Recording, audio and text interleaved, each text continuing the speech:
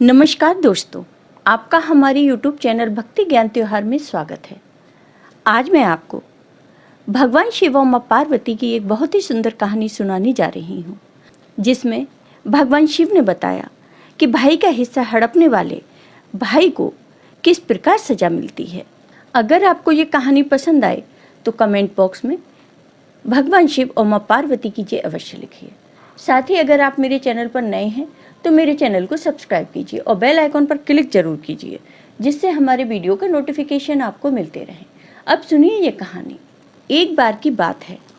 एक बार माँ पार्वती ने भगवान शिव से कहा, हे प्रभु, आज मेरे मन में एक प्रश्न उठ रहा है।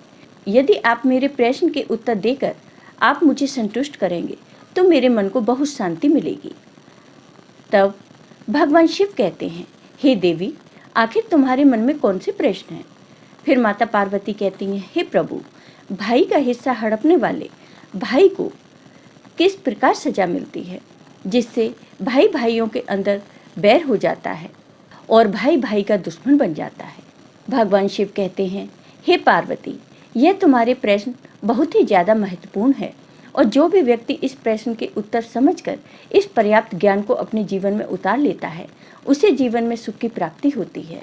फिर भगवान शिव कहते हैं, हे देवी, अब मैं तुम्हें तुम्हारे इस प्रश्न के उत्तर में एक छोटी सी कहानी सुनाऊंगा, जिसे तुम ध्यानपूर्वक सुनो और जिसे सुनकर तुम इस प्रश्न के उत्तर को आसानी से समझ पाओगी। परंतु मेरी एक शर्त है, जब तक मैं इस कहानी को सुनाऊं तब तक तुम्हें कहानी को ध्यान से सुनना होगा। तब माता पार्वती ने कहा, हे प्रभु, मैं आपको वचन देती हूँ कि इस कथा को मैं पूरे मन और लगन से सुनूंगी। आप कृपया उस कथा को शुरू करें। फिर भगवान शिव कथा सुनाते हैं। किसी नगर में एक सेठ रहता था। उसके 2 पुत्र थे। बड़ा बेटा चालाक और बेईमान किस्म का था, वहीं छोटा बेटा सीधे साधे स्वभाव का था। सेठ के पास में धन की कोई कमी नहीं थी। इस प्रकार से सेठ अपने परिवार के साथ में हंसी खुशी से अपना जीवन यापन कर रहा था। वहीं कुछ समय बाद सेठ का देहांत हो जाता है। फिर सेठ की मृत्यु हो जाने के बाद में सेठ के बड़े बेटे ने मन में विचार किया कि अब पिताजी दुनिया में नहीं रहे, दोनों भाइयों के बीच में संपत्ति का बंटवारा हो जाना चाहिए। फिर सेठ के बड़े बेटे ने अपने छोटे भाई को बंटवारा करने के लिए बुलाया और कहा, पिताजी अब दुनिया में नहीं रहे तो हम दोनों के बीच में संपत्ति का बंटवारा हो जाना चाहिए, ताकि समाज के लोग यह न कह सकें कि बड़े भाई ने छोटे भाई का हिस्सा नहीं दिया। अब तुम एक काम करो, चलो साथ साथ बैठ करके बंटवारे के पहले खाना खा लेते हैं, उसके बाद में फिर संपत्ति का बंटवारा करेंगे। फिर भगवान शिव कहते हैं, हे पार्वती, इस प्रकार दोनों भाइयों ने साथ में खाना खाया और फिर छोटे भाई ने अपने बड़े भाई को जवाब दिया, भैया, बंटवारा आप ही कर लेते, मुझे अपना हिस्सा दे देते, बाकी आप रख लेते, मुझे बुलाने की क्या ज़रूरत थी। फिर सेठ का बड़ा लड़का कहने लगा, नहीं भाई, मैं यह सुनना बर्दाश्त नहीं कर सकता हूँ कि बड़े भाई ने छोटे भाई का हिस्सा मार लिया।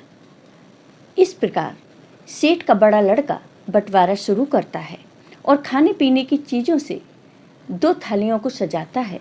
एक थाली में मिठाइयाँ ज़्यादा थी, इस वजह से वो थाली खाली खाली नजर आ रही थी। वहीं दूसरी थाली में पापड़, चावल, भुजिया आदि थे, इसलिए वह ज़्यादा भरी हुई नजर आ रही थी। जो थाली खाली खाली दिखाई पड़ रही थी, उसमें कीमती मिठाइयाँ, दूध, पाक मलाई, बर्फ़ी आदि रखी थी।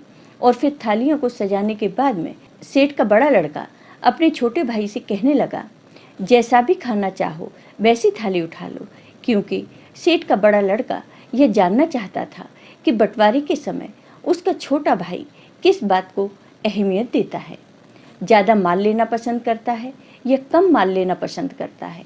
क्योंकि सेठ के छोटे लड़के को मीठा खाना कम पसंद था, इसलिए उसने पापड़, भुजिया वाली थाली उठा ली और कहा, भैया, मुझे यह खाना पसंद है। और ऐसा कहते हुए छोटा भाई खाना खाने लगा। इस प्रकार सेठ का बड़ा लड़का समझ गया कि मेरे छोटे भाई को ज़्यादा माल चाहिए, वो लालची है, इस कारण उसने ज़्यादा खाना भरी हुई थाली ली है। अब बंटवारे में मज़ा आएगा। और फिर ऐसा सोचते हुए सेठ के बड़े लड़के ने बंटवारे के लिए नई तरकीब सोच ली और फिर खाना खा करके दोनों भाई कमरे में पहुँचे और फिर बड़े भाई ने घर के सामान के 2 हिस्से किए और फिर अपने छोटे भाई से कहा, इस सामान में से कौन सा सामान चाहिए। वहीं अपने बड़े भाई की बात को सुन करके छोटे भाई ने सामने रखे हुए सामान की ओर इशारा किया। एक तरफ घरेलू उपयोग की कीमती चीज़ें रखी थीं और दूसरी तरफ सामान दिखने में ज़्यादा लग रहा था मगर साधारण वस्तुएं थीं। इस प्रकार सामान का बंटवारा देख करके सेठ के छोटे बेटे ने सोचा कि बड़े भाई के पास में ये सारी कीमती चीज़ें नहीं हैं, मेरे पास तो पहले से ही हैं, मैं इनका क्या करूँगा। इसलिए सारी कीमती चीज़ें जो घर में उपयोग की जाती हैं भाई साहब के पास ही रहनी चाहिए, क्योंकि भाई साहब का परिवार भी बड़ा है। और ऐसा सोचते हुए सेठ के छोटे बेटे ने बड़े ढेर की ओर इशारा करके कहा, भाई मुझे यह बड़ा वाला ढेर चाहिए। फिर तो सेठ का बड़ा लड़का मुस्कुराया और कहने लगा, जैसी तेरी मर्जी। फिर यूं मत कहना कि बड़े भाई ने बंटवारा ठीक से नहीं किया। और फिर सेठ का बड़ा लड़का अपनी चतुराई पर मंद मंद मुस्कुराने लगा। वहीं सेठ का बड़ा बेटा तो यह समझ रहा था कि मैं अपने छोटे भाई की बेईमानी करके उसे पागल बना रहा हूँ, क्योंकि वह जानता था कि उसे ज़्यादा कीमती सामान प्राप्त हुआ है। इधर छोटा भाई इसलिए खुश था कि बड़े भाई का परिवार बड़ा है और वह अपने बड़े भाई की मदद कर रहा है। फिर भगवान शिव कहते हैं, हे पार्वती, इधर सेठ का बड़ा लड़का बंटवारे को आगे बढ़ाता है और 2 पोटली बांधता है। और फिर बड़े भाई ने अपने छोटे भाई से कहा, अब इन दोनों ढेर में से तुम्हें कौन सा ढेर पसंद है वही उठा लो। इन दोनों पोटलियां में माता जी के जेवर हैं।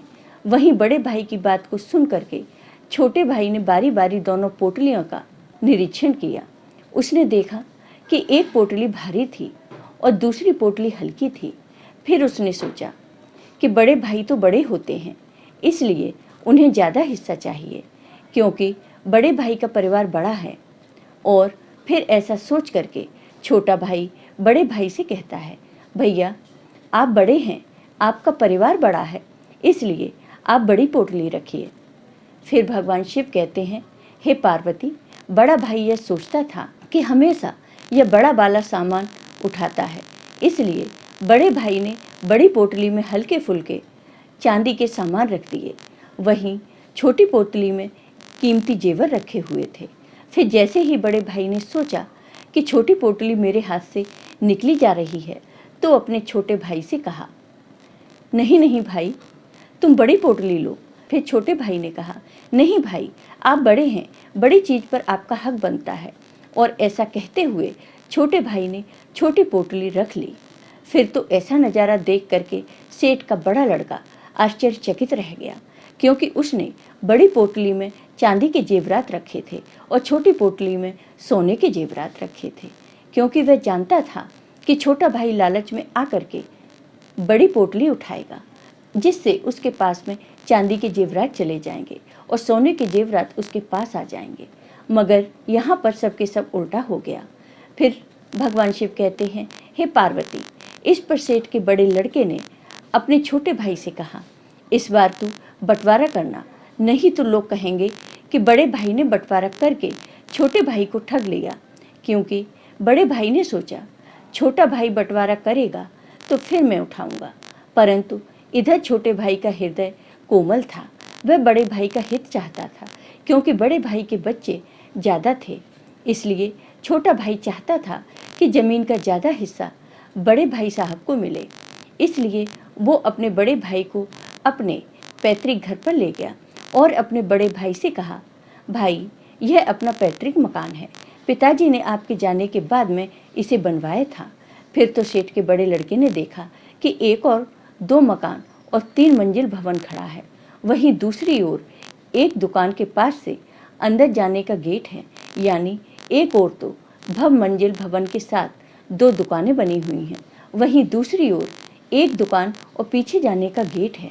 बड़ा भाई नहीं चाहता था कि जेवरात की तरह वह ठगा जाए, इसलिए उसने छोटे भाई से कहा, तुम ही बताओ मुझे कौन सा हिस्सा लेना चाहिए। फिर तो छोटा भाई कहने लगा, भाई साहब, मेरी राय में आप दूसरा हिस्सा ले लीजिए। वहीं छोटे भाई की बात को सुनकर बड़ा भाई सोचने लगता है कि यह तो छोटा भाई होकर भी बड़े भाई को ठगना चाहता है। स्वयं तो बहुमंजिल मकान और 2 दुकान हड़पना चाहता है। ऐसा सोचते हुए बड़े भाई ने छोटे भाई से कहा, मेरा परिवार बड़ा है, इसलिए मैं चाहता हूँ यह बहुमंजिल मकान वाला हिस्सा मैं ले लूँ। इस प्रकार बड़े भाई की बात को सुन करके छोटे भाई ने कहा, भैया आप हिस्सा लेने से पहले एक बार दूसरा हिस्सा देख लें, क्योंकि छोटा भाई मन में सोच रहा था कि बड़े भाई को ज़्यादा हिस्सा मिले, क्योंकि दूसरे हिस्से के अंदर 8 मकान और लंबा चौड़ा खेत था, साथ ही बहुत सारे मवेशी भी थे। इसलिए बड़े भाई के परिवार का गुजारा अच्छे से हो जाएगा और मुझे भी बड़े भाई की सहायता करने का मौका मिल जाएगा। बस यही सोच करके छोटा भाई अपने बड़े भाई से कहता है, भाई एक बार चल करके दूसरा हिस्सा देख लो, फिर निर्णय लेना तुम्हें कौन सा हिस्सा लेना है। फिर भगवान शिव ने माँ पार्वती से कहा कि हे पार्वती, जो भाई बेईमान होता है और भाई के प्रति नियत साफ नहीं रखता, ईश्वर उसकी बुद्धि का हरण कर लेते हैं। और फिर सेठ के बड़े लड़के की बुद्धि खराब हो गई और वह सोचने लगा कि छोटा भाई उसे ठगना चाहता है। इसलिए बड़े भाई ने कहा, मुझे कुछ नहीं देखना है, यह दूसरा हिस्सा तेरा रहा और पहला हिस्सा मेरे पास रहेगा। वहीं छोटे भाई ने कहा, भैया एक बार सोच लो और देख लो, फिर मत कहना यह क्या हुआ, आपको ज़्यादा हिस्सा चाहिए, इसलिए आप यह दूसरा हिस्सा ले लें। वहीं बड़े भाई की बुद्धि काम नहीं कर रही थी। वो जानता था कि खाली ज़मीन के ज़्यादा हिस्से से उसका यह बहुमंजिला मकान अच्छा है, इसलिए उसने छोटे भाई की बात नहीं मानी और सभी पंचों के सामने अपने अपने हिस्से का बंटवारा लिख लिया। फिर बंटवारा हो जाने के बाद में छोटे भाई ने बड़े भाई से कहा, आपको तो 2 मंजिला मकान मिल गया, अब आप एक बार मेरा भी मकान वाला हिस्सा देख लो। और फिर ऐसा कह करके छोटे भाई बड़े भाई को अपना हिस्सा दिखाने के लिए दुकान के पास वाले गेट से अंदर गया। आगे छोटा भाई था, पीछे पीछे बड़ा भाई चल रहा था। और फिर जैसे ही बड़े भाई गेट के अंदर गया, उसे गेट के पीछे लंबा चौड़ा खेत नजर आया। सामने की तरफ 8 भवन बने हुए थे, कई मवेशी भी चल रहे थे। फिर तो ऐसा नज़ारा देख करके बड़ा भाई दंग रह गया और अपने छोटे भाई से कहने लगा, यह हिस्सा पिताजी ने कब खरीदा था? तब छोटा भाई कहने लगा, भैया आपके जाने के बाद में पिताजी ने इसे खरीदा था, इसलिए तो मैं आपसे बार बार कह रहा था कि आप बड़े हैं, आपको बड़ा हिस्सा चाहिए, मगर आप नहीं माने। आखिरकार बड़ा भाई क्या कर सकता था, क्योंकि बंटवारा हो चुका था। और फिर छोटे भाई के महल को देख करके बड़े भाई को एकदम से दिल का दौरा पड़ता है और उसकी मृत्यु हो जाती है। इसलिए कभी भी भाई के हिस्से की बेईमानी नहीं करनी चाहिए, और जो भाई भाई के हिस्से की बेईमानी करते हैं उनका हालत सेठ के बड़े लड़के की तरह ही होती है। तो दोस्तों, कैसी लगी आपको ये कहानी? अगर आपको ये कहानी पसंद आई हो तो लाइक कीजिए, शेयर कीजिए और मेरे चैनल को सब्सक्राइब कीजिए। साथ ही बेल आइकन पर क्लिक ज़रूर कीजिए, जिससे हमारे वीडियो के नोटिफिकेशन आपको मिलते रहें। धन्यवाद दोस्तों।